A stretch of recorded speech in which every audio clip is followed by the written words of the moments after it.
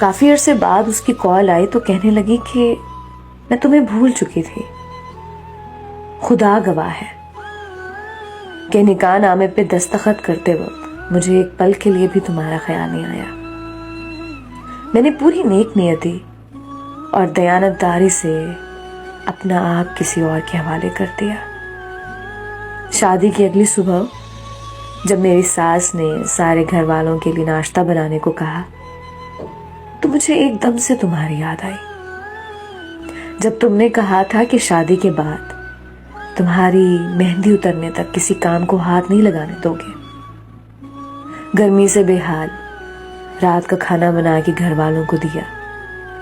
मेरी बारी आने पर खाना ही खत्म हो गया और मेरे शौहर ने मुझे खाने का पूछा तक नहीं।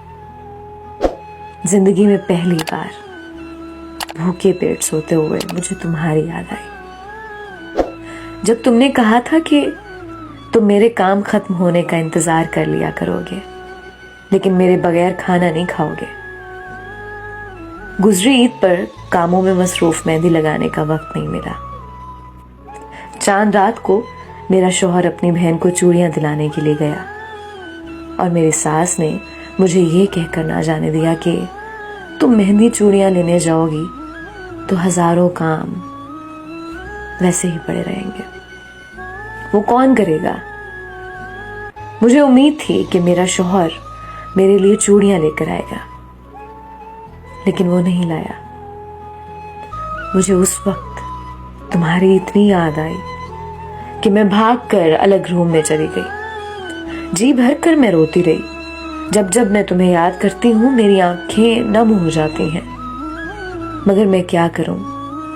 बेटियां माँ बाप की इज्जत रखने की खातिर अपना प्यार अपना आप तक कुर्बान कर देती हैं। मेरी एक लंबी खामोशी और ना रुकने वाले आंसुओं के साथ उसने कॉल बंद कर दी।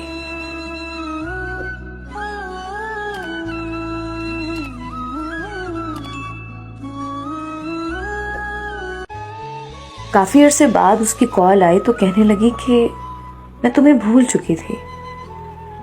खुदा गवाह है कि निकाह नामे पे दस्तखत करते वक्त मुझे एक पल के लिए भी तुम्हारा ख्याल नहीं आया।